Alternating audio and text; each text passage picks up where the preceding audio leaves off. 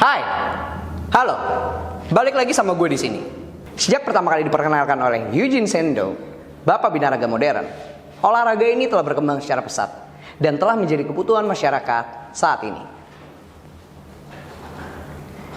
Olahraga ini berkembang menjadi sains dengan melibatkan teknologi yang ada, dari mulai peralatan, suplemen makanan, dan juga melibatkan artificial intelligence. Yes, yang kita lihat hari ini adalah penjara, di mana setiap dinamikanya terdapat keterbatasan di dalam penjara. Namun tidak bagi saudara gue, Afdal. Ya, dengan semangat hidup serta semangat untuk menjadi lebih baik setelah keluar dari penjara, Afdal telah menemukan titik balik di dalam kehidupannya. Yuk, sekarang gue mau ajakin teman-teman sekalian untuk saksikan, untuk ikuti kisah dari saudara gue, Afdal. Bagaimana Afdal menemukan titik balik di dalam kehidupannya di Rutan Cipinang.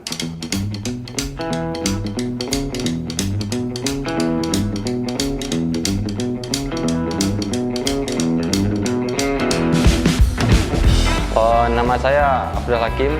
Biasa kalau teman di luar, nama saya Adal Bonai.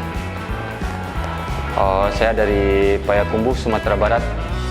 Dan saya tersangkut masalah hukum, akhirnya saya masuk ke Rutan Cipinang ini. Saya merantau pertama kali habis lulus SMA 2005, habis itu saya merantau ke Jakarta. Yang kerjaan pertama saya supir, saya nyupir Jakarta hampir 3 tahunan. Terus saya masuk ke dunia perfilman. Dan pada saat itu saya juga sebagai Kojor, namanya koordinator jorong satu supporter Semen Padang di Jakarta ini. Saya ketua supporter Semen Padang di Jabodetabek tahun 2010 sampai 2012. Saya awali dengan jadi supporter, saya nonton bola Jawa, Sumatera. Nah, akhirnya saya memutuskan buat menonton ke Jayapura. Nonton ke Jayapura, dan itu perjalanan saya lakukan tidak naik pesawat. Saya melakukan hitchhiking dengan uang 500.000 dari Jakarta ini. Saya mulai hitchhiking Jawa, Bali, Lombok, Sumbawa, Flores, Sulawesi, dan sampai di Papua, dan nonton bola waktu itu 2011 bulan Juni, nonton Persipura lawan Semen Padang dan Perang Bintang. Karena bagi saya pribadi ini adalah hal yang udah lama saya tunggu. Saya tunggu sama perjalanan untuk mengenal negeri saya sendiri, negara kita sendiri. Nah, akhirnya mereka balik ke Padang, akhirnya saya terjerumus lah di perjalanan mengelilingi Indonesia Timur hampir 1 tahun.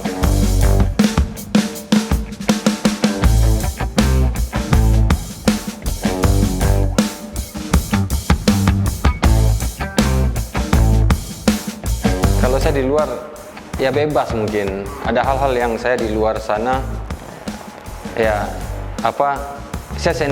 senak perut saya, tapi saya nggak punya batasan dulu. Saya habis kerja, tetap saya kerja, saya dapat uang, saya pergi kemanapun saya suka. Saya melakukan hal-hal yang saya suka. Dan ternyata hidup nggak sesuka-suka saya, ternyata hidup itu ada batasannya. Nah, akhirnya karena terlalu bebas, terlalu ini, akhirnya ya Tuhan mengirim saya ke sini. Saya masuk penjara ini bukan masalah kasus saya. Setelah saya merenung di sini, dan akhirnya saya berpikir, ini mungkin tempat saya menebus segala dosa-dosa kesalahan saya di sini. Mungkin saya pernah nyakitin hati orang, pernah melakukan hal kesalahan yang mungkin ya Tuhan, wah kamu udah kebablasan, udah kamu kesini aja, udah penjara.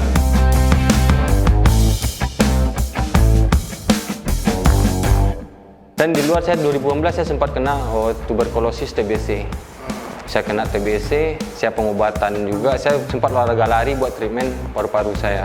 Dan akhirnya saya pulang kampung, saya berobat, dan saya treatment menguatkan paru-paru dengan berlari.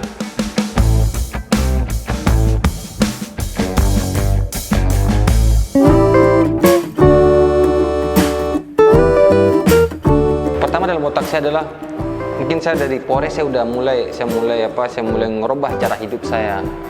Satunya saya mulai beribadah, mungkin di penjara ini yang paling mahal yang bagi saya adalah ketenangan. Dan ketenangan itu yang saya dapatin di ibadah, dan olahraga, kemudian membaca. Dan itu dari Polres sampai sini saya lanjutin lagi. Dan alhamdulillah saya sampai di sini saya mikir, saya mau ngapain nih? Saya dengan hukuman sekian tahun, nah akhirnya saya dapat ide bio, yaitu belajar ibadah olahraga. Saya mulai membaca, terus ibadah buat nenangin jiwa saya. Di situ saya menemukan kedamaian dengan ibadah ini, dengan ya dan kehidupan yang krodit di sini. Saya harus menemukan kedamaian dalam keriuhan hidup di dalam penjara.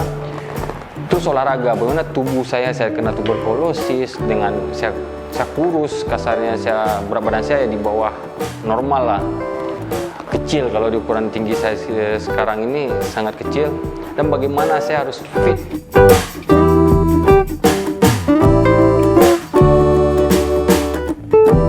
Saya mulai olahraga karena saya ingat pernah teman dulu cerita, kalau kamu kurus di penjara, kamu menderita. Kalau kamu gemuk di penjara, kamu bahagia, senang, katanya senang. Saya mikir, wah kalau gemuk di penjara senang, berarti bagaimana kalau otot saya jadi semua, badan saya jadi. Akhirnya situ yang bikin saya harus bikin ibu saya bahagia dengan kabar tubuh saya harus sehat. Nah, saya penting saya sehat dulu. Karena saya tahu kita cadong keterbatasan makanan di sini, susu protein buat body weight, susu Wegener buat gede badan kita nggak ada di sini. Pertama saya olahraga dulu dan buat mengantisipasi kan laparan tuh. Jadi saya nasi cadong yang tidak dimakan itu saya kumpulin itu saya jadi nasi tambahan bagi saya. Jadi saya udah cadong udah. Saya yakin kedepannya hidup saya mungkin lebih berguna bagi orang lain.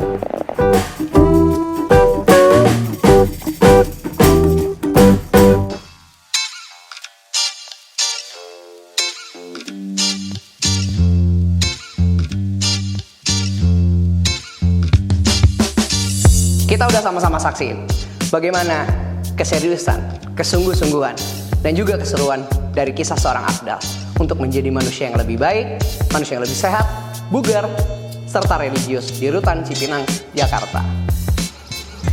Kita udah sama-sama buktiin bahwa tekad yang kuat serta keinginan untuk mengalahkan segala hambatan di dalam keterbatasan telah dilalui seorang Afdal. Tanpa kita sadari, kita juga nggak boleh lupa kalau itu semua nggak akan pernah terjadi tanpa seizin dari Allah Subhanahu Wa Taala. Yuk, gue mau ngajakin teman-teman sekalian yang udah pernah nonton video ini untuk mendoakan Afdal agar Afdal bisa mencapai segala cita-citanya dan Afdal kembali kepada keluarganya segera mungkin.